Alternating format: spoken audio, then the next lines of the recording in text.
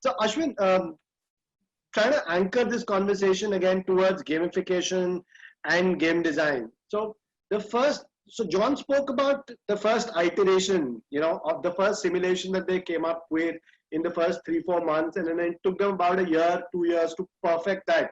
It's an iterative process where you keep on fixing things up. So when you started your journey, you said you started as a learning platform. So was there any gamification or game design as part of your product offering at that point in time? And how did it evolve as your product journey, went on? Sure. So I think yes, if you have to make learning fun, you can't do it without gamification. So there was always a point that when you knew that you need to gamify elements to make it more interesting and for the learners to actually look at your app proactively.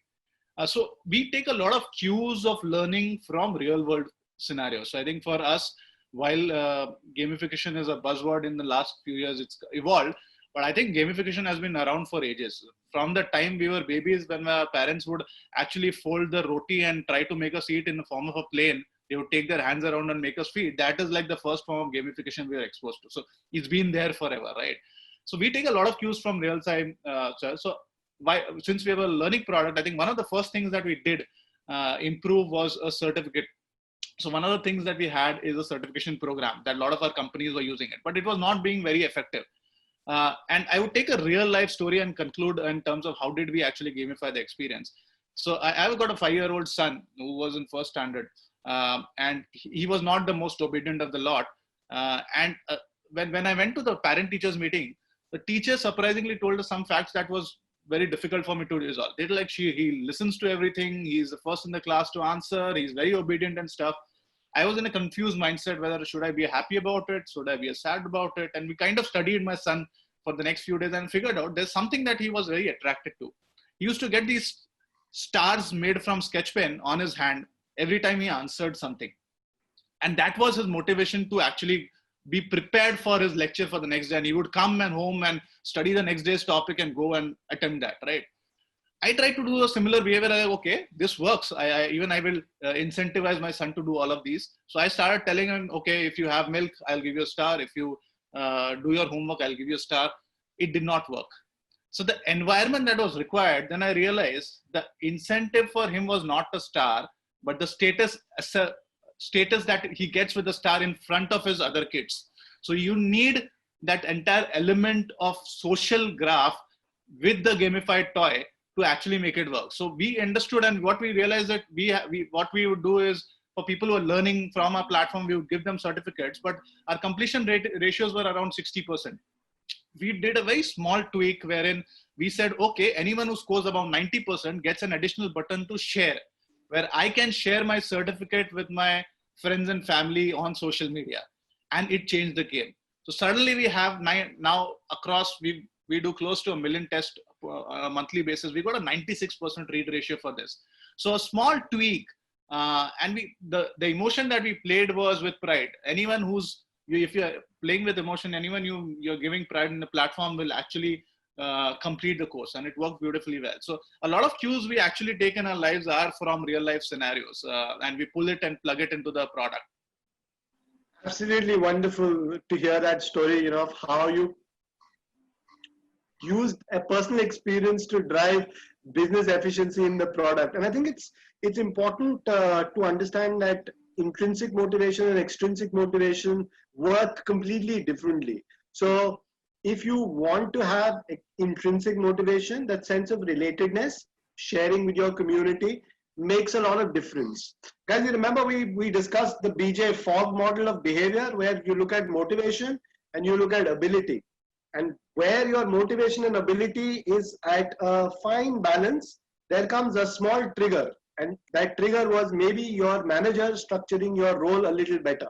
So when motivation and ability finds the right trigger, that's when you really get into that state of flow that John was talking about.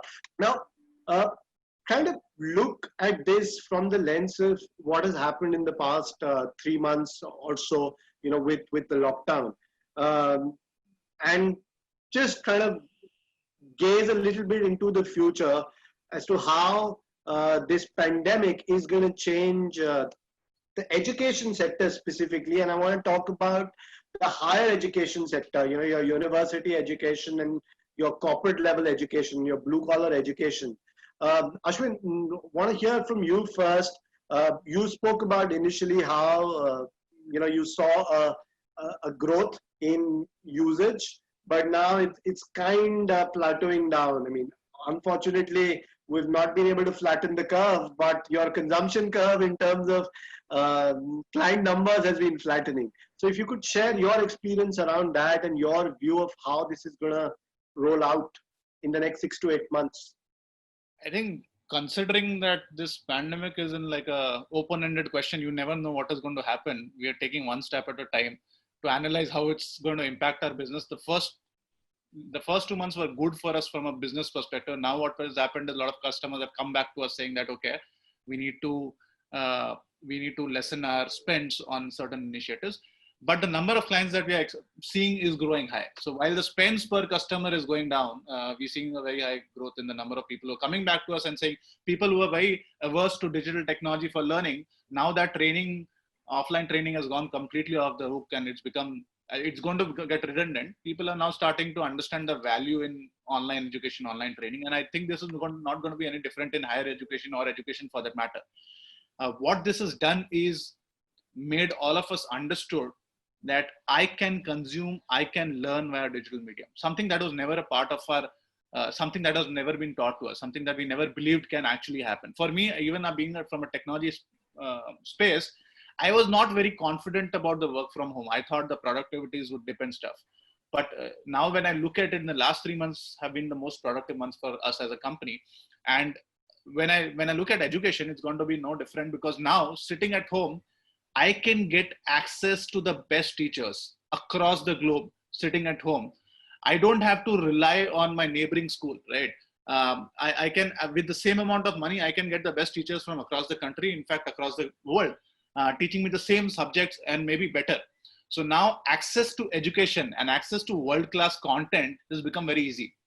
And there has been a big mind shift in people thinking that education cannot offline. So I think it's a great opportunity for all of us to understand and leverage this path and come out as great learners. I've seen that working beautifully well in schools and colleges. I know a couple of guys who run schools, and they're finding it hard because now teachers need to re-equip themselves. They need to know the new way. They need to understand, how do I go away from a boring presentation that I generally give to the kids to a fancier presentation. I've seen my kids teacher taking that extra effort to play a YouTube video, give assignments, do a live quiz. The level of engagement here, and in a virtual world, you need to be more engaging to capture the audience, right? So it's a difficult task for our teachers, but I think it's going to happen for good.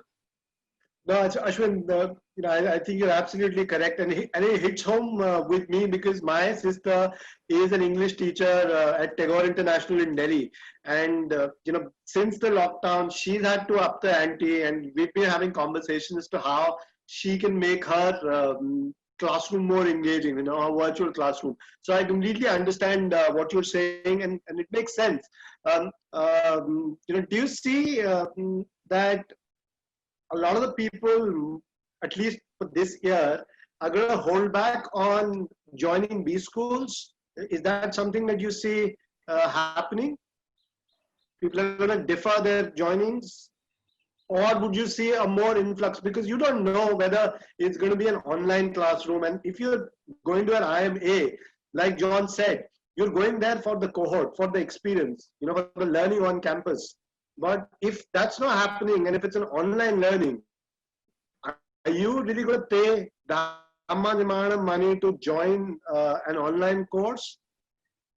So I'm sure, while I don't have the perfect answer to it, my feeling is because things are so uncertain, people are going to hold all their massive decisions for at least there is some more clarity in terms of how this year is going to shape up. I don't think, look at things moving for the next at least 8-10 months from a learning space. I don't think colleges are going to get back to normal anytime soon. However, I think as companies, you can do a lot of as these MBA institutes. You need to invest in a lot of technology and replicate a lot of these behaviors in an online behavior, which can kind of help you drive students into more. Just to share one context, so while we built a learning product, we were studying a lot of behaviors around how would we as people perform or behave during an examination, right? I think one of the things that stuck all of us is one peculiar behavior for students before examiners. They will call their friends and check with them, tera kitna hua hai padke, right? I think, and that decides whether how much I do want to study, because I don't want to pass in that exam. I just need to ensure that I get enough marks that my friend does, right? We kind of mirrored that behavior, and what we did is, one thing we realized is, so we've got a learning journey. In that learning journey, earlier we had this scar that would go across and tell you what are the points that you need to stop and how would you proceed in your learning path. What we've done is, when person gets onboarded, now all the people who joined on the same batch, we're showing everyone's learning journey on the same mobile app. Now, what is happening here is, not only do I know where do I stand in the journey, but I'm also seeing what my peers are doing. So it kind of answers my tera kitna hua by just looking at a simple icon on the app. So these kind of things is what I think colleges will need to put in their digital environment to ensure that students get a similar experience in a digital world as well. Right. Thank you, Ashwin. A lot of good tools in the corporate space that enable learning, but I think the same number of softwares are not yet there for the education space. Yeah, and it's interesting that both of you are mirroring the same sentiment. But and I want to hear from both of you. Designing solutions the way you do, whether it's for engagement in the case of Mockcast or serious learning in the case of mParadigm, John. You're both focusing on enterprise customers, right? And Right. We're talking here about creating for a college-going student, right, which is more of a B2C setup than a B2B setup. Now, when you're changing your end user from an enterprise to a B2C customer or a student, would you have to look back at your design process also, and then how would that change the way you envision the solutioning part? So I don't think it's much of a difference, considering we're still B2B2C. So for me, the end user is not a corporate, he is an employee who's working for them. For me, I have got to satisfy his curiosity, his emotions, right? And in colleges also, it's B2 college to the student. Someone who's a student today is going to be an enterprise user tomorrow, right? And the basic emotions more or less are the same. For me, gamification is broadly, you want to modify or manipulate human behavior to do things that they typically won't do, right? So for us, everything that we do are into right bucket and wrong bucket, things that we like and things we do not like. For us as technology experts or gamification experts, our job is to ensure that we can move the buckets by playing around with the sentiments. And I don't think for us, I don't think there should be a lot of concern whether the person is a student or, I think the basic human behaviors are going to be the same. So Ashwin, moving forward, you've recently ventured into the European market space. Have you looked at redesigning the product for the European customer that you're looking at servicing now? Yeah. And if so, is there tweaks on the intrinsic motivators which might be different for a European audience compared to an Indian audience? So while we've completely changed the design for the European user, because from the feedback that we've received, the user there is slightly more mature. They've been using apps from a couple of years before that we started using. We've been slightly alien to the concept of enterprise apps. Our sales guys have not been using it for that many years. So while we've changed the user interface and some elements of design to suit their needs, I don't think much of the features and much of the design elements or gamification elements has been altered, because I think that remains same. While we've got only a few customers in Europe that we're working with, the feedback mostly says that the user behavior is pretty consistent, whether the person is from, and also just to share, while we've just ventured into Europe now, we've got users already in 17 countries. So we work with Oyo very closely, and Oyo has our establishments in 17 countries. So we've been kind of taking feedback from different countries that we've been working with. Yes, there is language that we've altered for these countries. For if you want to make an app in Arabic, that has to be a completely different app than you make a Hindi, English, Chinese app, right? So while some elements of design was changed for OYO, but beyond that, for Europe, we've not done any special effort in changing the structure or the way the app is being approached. Yesterday, when we were discussing Shift, somebody in the group mentioned that, it's very subjective. How do you cushion what works for someone? So maybe if you are giving feedback to, let's say, an elderly person compared to a millennial, how does that differ? So my response to that was that, again, we'll hear it from the horse's mouth, and thank you for addressing that today. See, the whole idea of you coming out with a product, and it might not be the perfect hit, right? But you keep on iterating and getting on to the right mix, and finally incorporating user feedback. That's very critical. So depending upon whether it's your regional audience, which might be looking for vernacular content. And I'm sure, Ashwin, you've been working on the vernacular side, right? I'm sure you get a lot of requests from Indian consumers. So how's your experience been in creating vernacular solutions for your clients who've requested for it? Sure. So I think one of the strong points of our platform is it's multilingual. And our platform aims at the lower end of the blue-collared, semi-white-collared employees or sales staff, service staff. We've got delivery folks. We've got a customer who's got 40,000 delivery folks who are using our product, right? And these delivery guys are not very comfortable with English. So you need to broadcast content in local language. The entire app navigation needs to change in local language to get the consumption up. So we've and that drastically increases the user's usage of anything. So I'll give you a short example of one of our delivery clients, which is very effective. So when Mr. Modi announced the Notbandi, we had a customer who had 40,000 delivery agents who would go and deliver products and take cash in return, right? So a smart training manager, he just recorded a Hindi video saying, "Kal se aapko 500 or 1000 rupees ka note nahi lena hai." And they broadcasted it at 11 o'clock, 11:30 at night. I was very curious to know what is the kind of consumption this particular content would have. I checked at morning 9:30. 70% of 40,000 odd people had read this content and understood the context of it. So it wouldn't have been possible if we would have broadcasted a an English content, because a lot of these guys would not know English. So it's very important for a platform in India to be multilingual. Otherwise, it will not survive. At least for the kind of audience we cater to, which is feet on street audience, you need to have a multilingual platform. Otherwise, it just doesn't work. Absolutely. Yeah. So I'm going to start picking up a few questions that have come up now. I'm going to pose this one to you.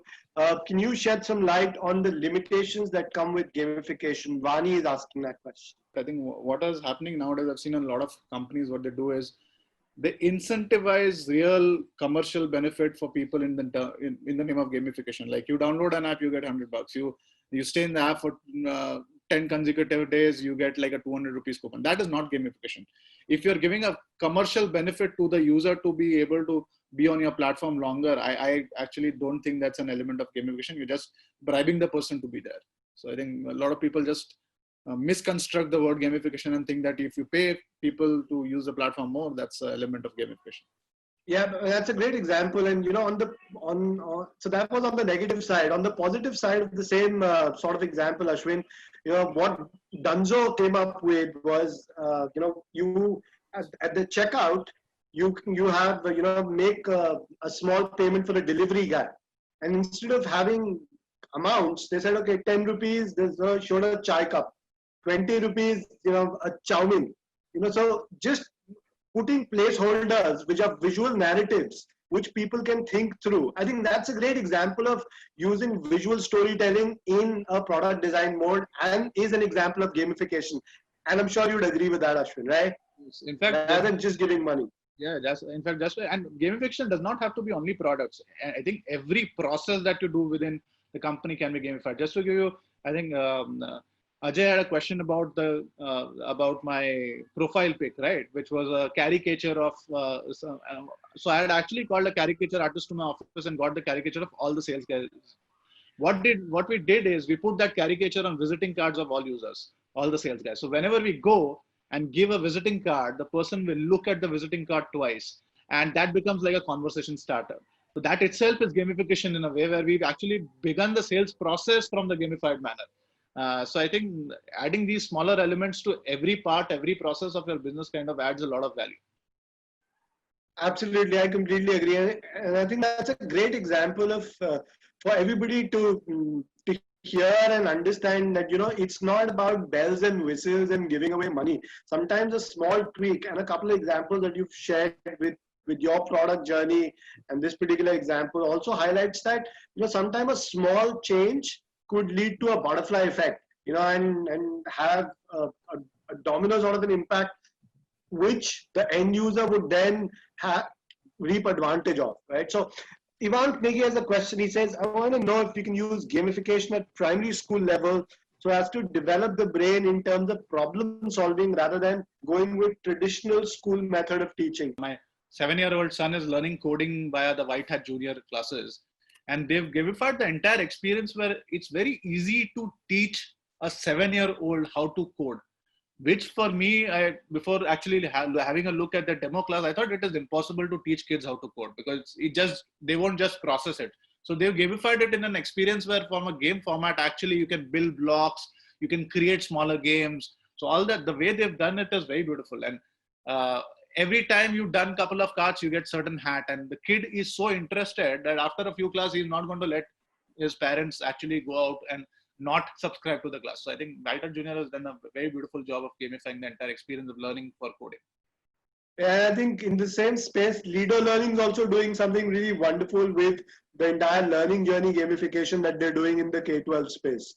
So again, added to what you were saying, Ashwin. So, before, I know we've already crossed 4 o'clock. So thank you, Ashwin, for, being with us.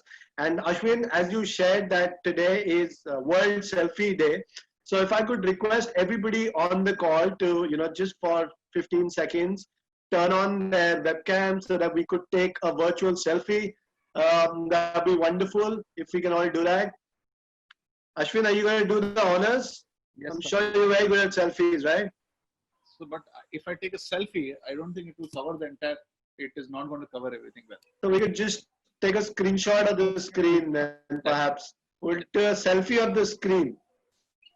And thank you everybody for being such a sport, for the past 3 weeks. We've got another 1 week for the project. Me, Saurabh and Ajay are going to be with you for the next 1 week as well. So I'll give it another 10 seconds for everybody to switch on there. And it's okay if you're having a bad hair day. Disheveled hair is all right.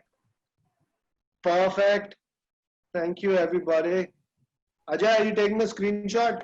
Just I'm doing this. Give me a second. Perfect. Ajay is our tech champ here, John. He's the one who's taking care of everything. Can we just smile and give a thumbs up? I think that will look better. I'm not sure. Yeah, you want to do a dab? We could do a dab also. Thumbs up is done. Thank you. Perfect. Thank you everybody for your time. Have a lovely Sunday evening, and thanks John and Ashwin for gracing us with your presence and your thoughts. I'm sure everybody's had a wonderful time learning from you two stalwarts, and wish you all the very best for your journey ahead. May you navigate the choppy times well and come out as winners on the other end. Thank you so much. It was so nice to be a part of this program.